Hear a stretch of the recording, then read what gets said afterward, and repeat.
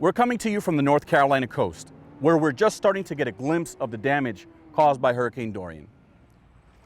The American Red Cross is working around the clock to gain access to communities just like this, where help is needed the most.